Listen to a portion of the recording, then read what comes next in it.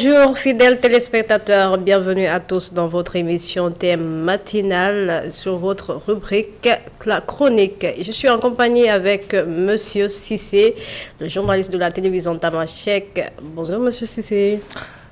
Bonjour madame. Vous allez bien? Je me porte très bien.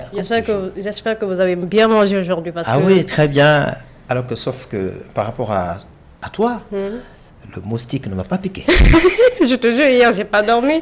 Ça m'a tellement fatigué de 5h à 6h. Tu sais qu'il y a des moustiques, mâles et femelles. Ah oui? Lequel des deux t'a piqué? Je sais pas. Ça criait sur mes oreilles. Est-ce que c'est pas un moustique mâle là? Ou bien est-ce que même c'est pas toi qui s'est non, transformé jamais, la nuit? Tu veux dire que moi je suis sorcier? Bah ça peut être. Il y a des moustiques mâles qui tournent autour de toi. Voilà, je ne sais pas comment. En tout cas, je vais te réveiller ce matin. Il n'y a pas de souci. On va voir si tu es de l'AES et de la CEDEAO. Moi, je suis de la CEDEAO, toujours. Donc, voilà, fidèles téléspectateurs, bienvenue à tous. Et nous allons démarrer aujourd'hui avec un sujet qui fait débat actuellement dans le monde, je peux dire, même pas que seulement en Afrique. Ah oui. Donc, c'est un sujet ça touche tout le monde. Ça touche tout le monde. Ah oui. Donc, on va parler de l'AES. Son impact, surtout. Oui. Même au village là-bas, en Guinée.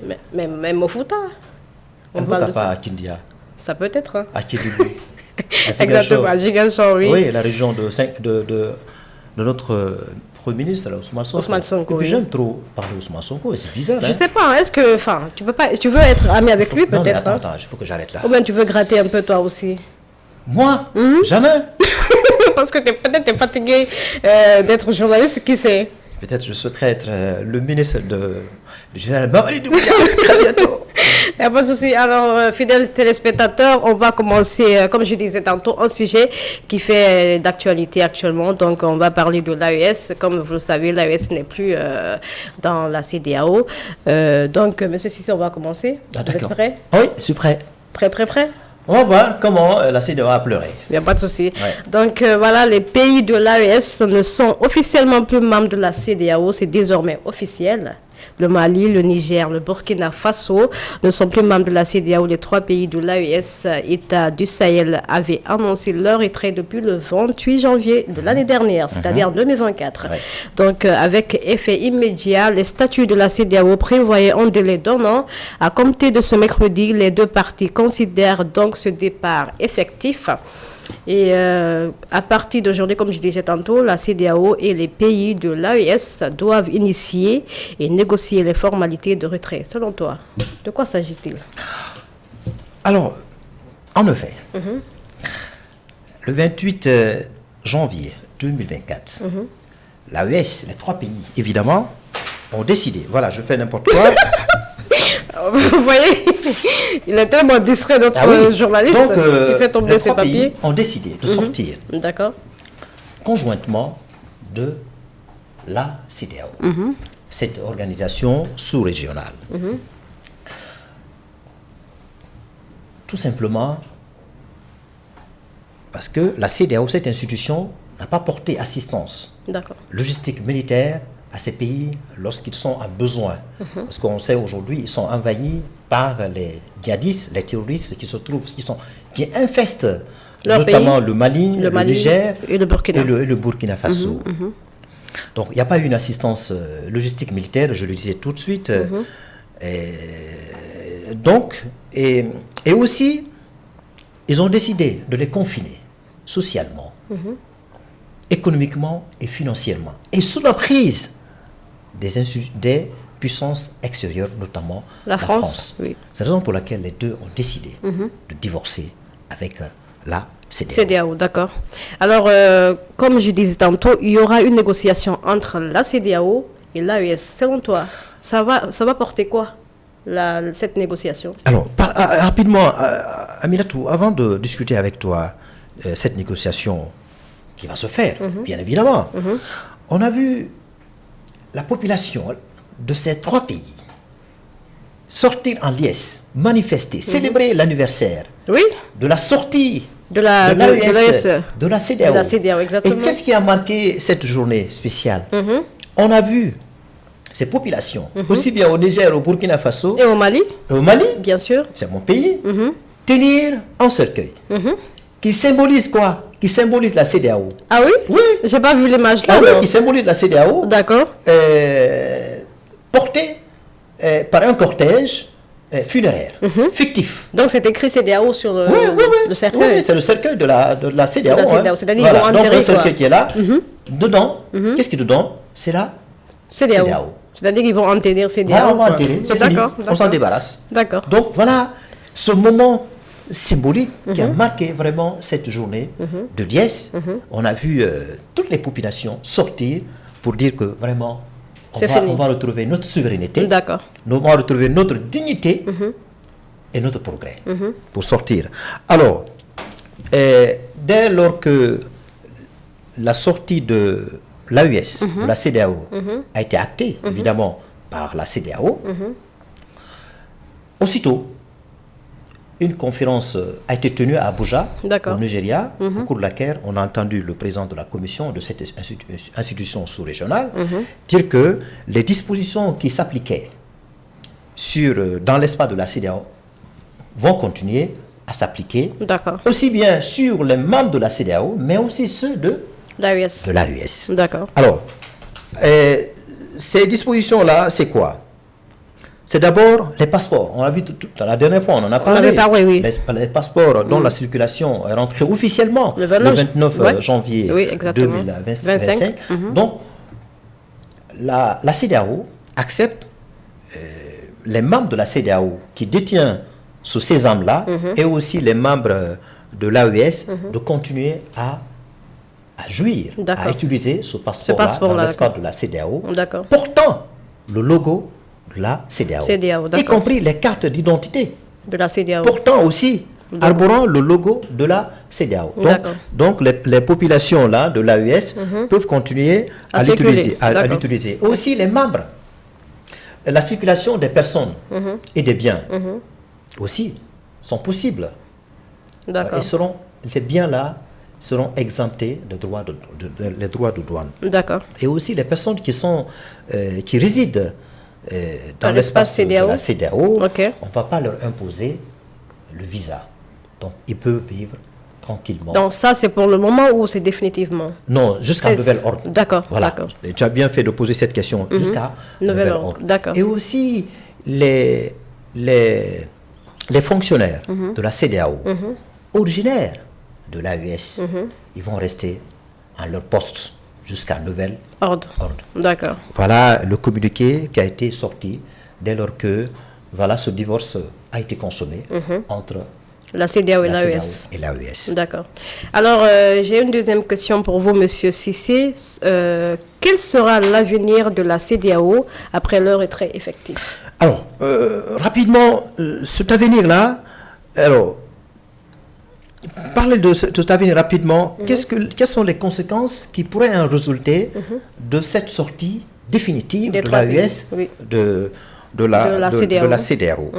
Alors, on a vu, lorsque les pays étaient membres importants de la CEDEAO, et pour cette raison, la CEDEAO a fait assez d'efforts en termes d'investissement dans les infrastructures, et même d'adduction d'eau, et même dans les villages très reculés.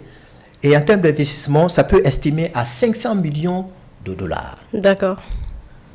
Alors, maintenant que l'AES est sortie de la CEDEAO, est-ce que cette alliance va continuer à priver de ces investissements venant de la CEDEAO?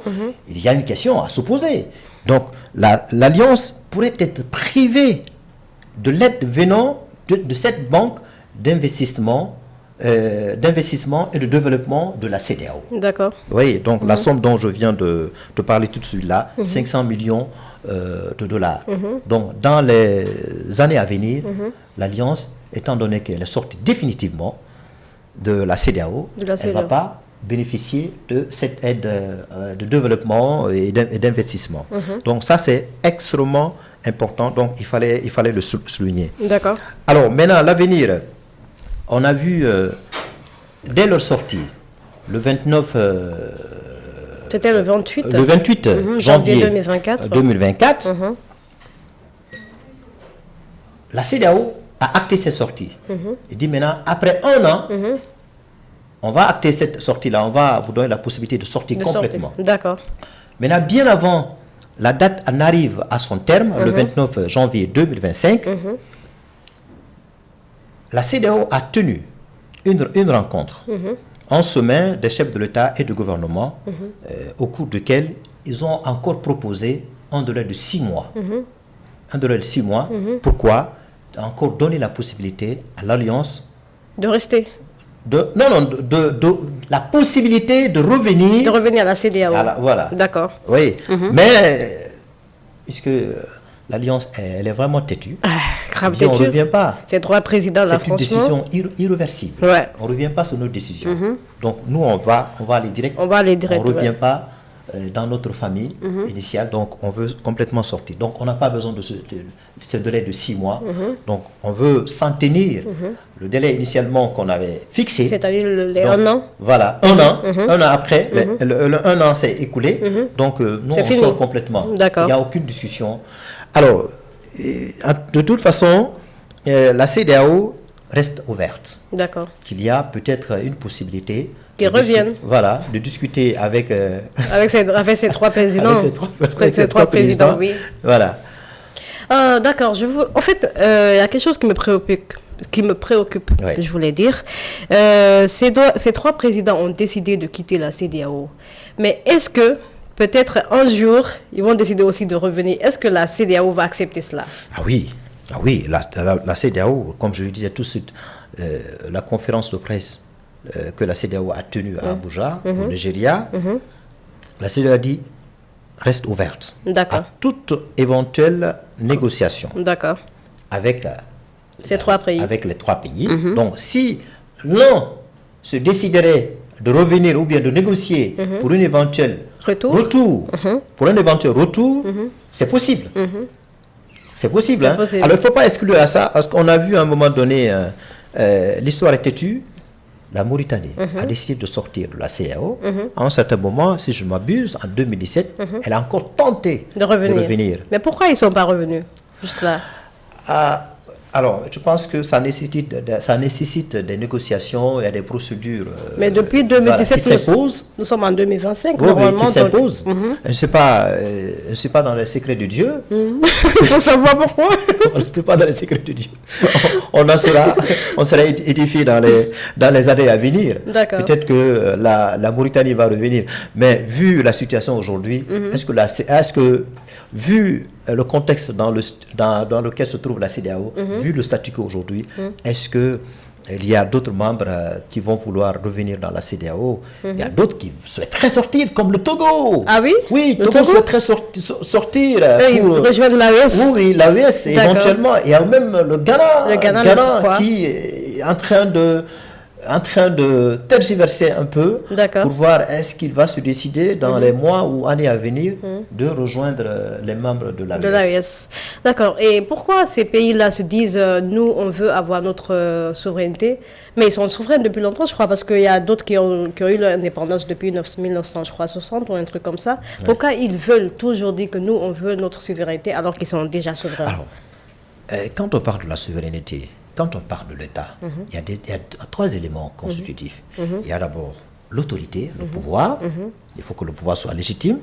Comme Bassirou Diomaye Faye a été élu légitimement. Donc ça, c'est une autorité. Il y a aussi le territoire. Le territoire sur lequel est établie la population. Il y a aussi la population elle-même. Donc voilà les 3 éléments constitutifs pour parler de la souveraineté et de l'État. D'accord. Alors, le Mali en particulier, il y a l'autorité, bien qu'elle soit militaire. Il y a la population, mais le territoire pose problème. D'accord. Oui, parce que l'État aujourd'hui, l'État malien n'exerce pas sa souveraineté pleine et entière sur toute l'étendue de son territoire. Il y a une partie du territoire sur laquelle l'État peut exercer sa souveraineté, une autre partie, il ne peut pas le faire. Donc, la souveraineté pose problème. D'accord. Oui. Donc, la CEDEAO n'a pas aidé le Mali, y compris les autres pays de l'AES à pouvoir retrouver l'intégrité De la souveraineté. voilà, l'intégrité territoriale et retrouver toute leur souveraineté. D'accord. Et on a vu, comme je le disais tout de suite là, les djihadistes, les chefs djihadistes qui sont là-bas, ils sont à Kidal, ils sont à Gao, ils sont à Tombouctou. Donc, dans ce cas de figure, on ne peut pas dire que le Mali ou le Burkina Faso Sont souverains. sont totalement Souverains. souverains. D'accord. Voilà. Ok, pas de souci. J'espère que vous, les téléspectateurs, vous avez bien compris ce sujet qu'on a débattu avec M. Cissé, le chroniqueur de la télévision Tamashek. Et M. Cissé, est-ce que vous avez quelque chose à annoncer de plus? Non, il n'y a pas grand chose. Alors, on espère que... Est-ce que, moi-même je pose la question, est-ce que l'Alliance des États du Sahel va revenir un jour sur sa décision? C'est la grosse question qu'on se pose. Alors, qui est-ce qui nous a amené dans cette situation? Franchement, je sais Alors, pas. on accuse l'AES de commettre un coup d'État militaire.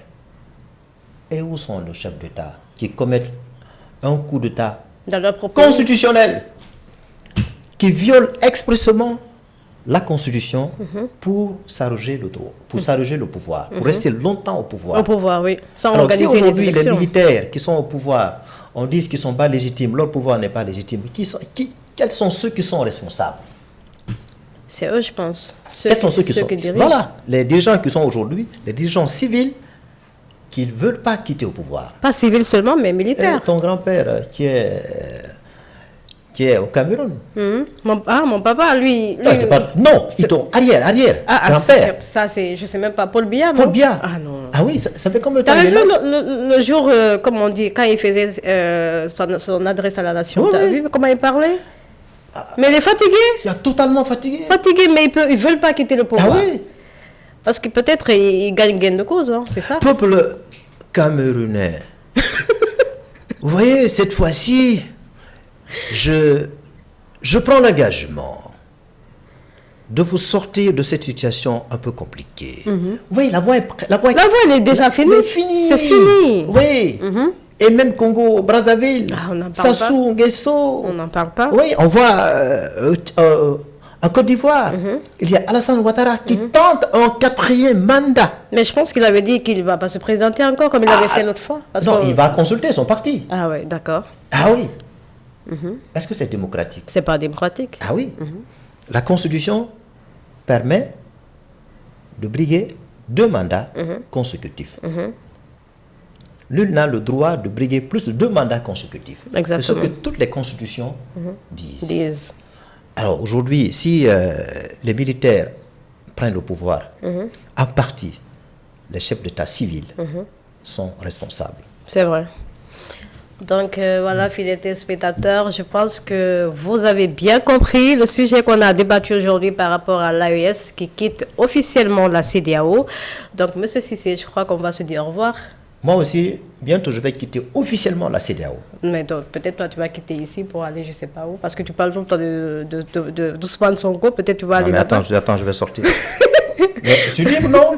Ouais, t'es libre. Donc, Mais Mali est sorti, Burkina est sorti, Niger est sorti, Togo bientôt peut-être, le Ghana.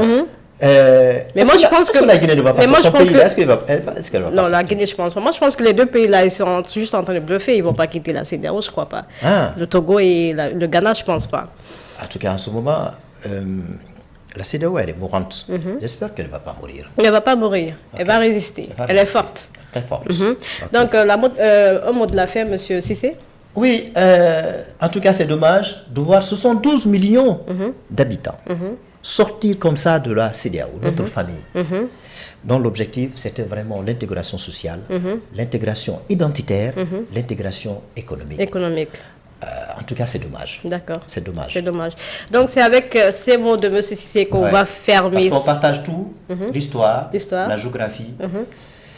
Voilà. Alors, l'AES est sortie de la CEDEAO, mais elle n'est pas sortie de l'Afrique de l'Ouest. D'accord. Elle reste Parce toujours. qu'on partage la même histoire, La même réalité. géographie, la même réalité. Exactement.